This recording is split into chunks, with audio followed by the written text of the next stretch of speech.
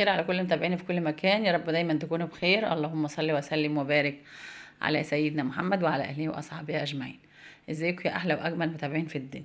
النهارده هنعمل مع بعض غدا كده بسيط يعني وسريع وبس، غدا لذيذ وطعم جدا. واول حاجه هنبدا به هو الرز المدسوس. زي ما حضراتكم شايفين كده، انا معايا بقى كده صينيه فيها حوالي كده بالظبط كيلو من الرز. طبعا انت بتظبطي بقى العيار بتاع الصينيه بتاعتك اللي بتدسي فيها. تاخد بقى منك الصينيه بتاعتك تاخد كيلو، كيلو ونص، انت طبعا بتبقى عارفه العيار بتاعها. وبعد كده بقى بنغسله وننضفه كويس. بعد كده بنزل عليه بقى، احط عليه معلقتين من الزبده ومعلقتين من السمنه البلدي. وبعد كده بقى هكون مسخنه اللبن بتاعنا. انا ما غليتهوش، انا بس سخنته وحطيته على الرز والسمنه. وبعد كده هنزل بقى بمعلقه ملح وهدوب الكلام ده كله مع بعضه، اخده بقى وادخله الفرن. ولو انتوا بقى اول مره بتتابعوني، يا ريت تشتركوا في القناه وتفعلوا جرس التنبيه علشان يوصلكوا كل وصفاتي. تبخلوش عليا بلايكاتكم ولا بكومنتاتكم الحلوه.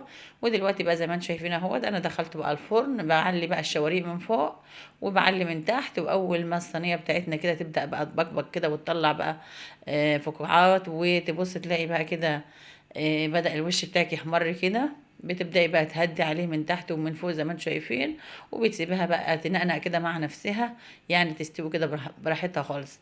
انا بوريكم من تحت اهوت ومن فوق. انا طبعا عليت الاول لحد ما اللبن بتاعنا غلي وبدأت تعمل كده فقاقيع. انا طبعا بقرب لكم الكاميرا اهوت، وتبدأ بقى تعمل وش كده، تبدأ تعمل وش بقى كده، والوش بتاعنا يبدأ يحمر وتلاقيها بقى بتطلع كده فقاقيع كده. بتبقى خلاص بقى تبدأي تهدي عليها الفرن، وبتسيبيها بقى تنبت براحتها كده وتستوي براحتها. يطلع معاكي الرز طالع كده مفرفر وحلو، وهيطلع معاكي احلى رز تاكليه اهو بالشكل ده كده.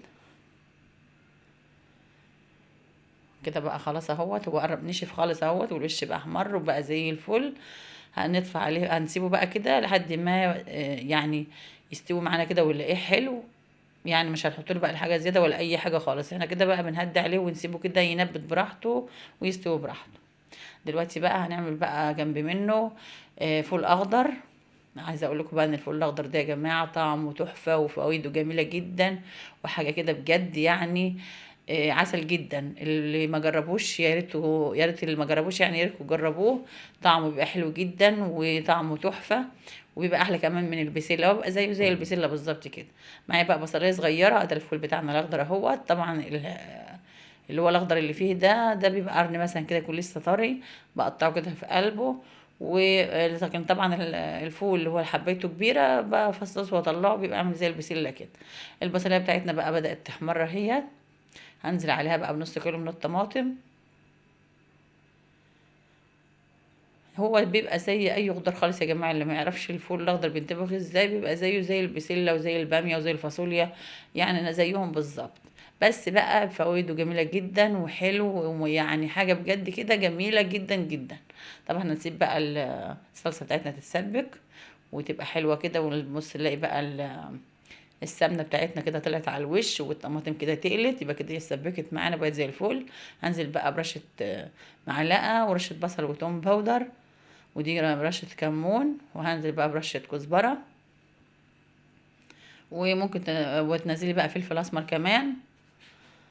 وبعد كده بقى هنسيب الصلصه بتاعتنا تتسبك خالص وتاخد راحتها لحد بقى ما تتسبك معانا وتطلع كده نلاقي بقى السمنه طلعت على الوش كده والطماطم بتاعتنا تقلت، يبقى كده هي اتسبكت وبقت زي الفل اهو بالشكل ده كده. شايفين بقى الماده الدهنيه طلعت فوق على الوش والطماطم بتاعتنا تقلت خالص، يبقى كده بقى اتسبكت وبقت زي الفل. هنزل بقى بالفول بتاعنا ياخد تشويحه كده مع في الصلصه.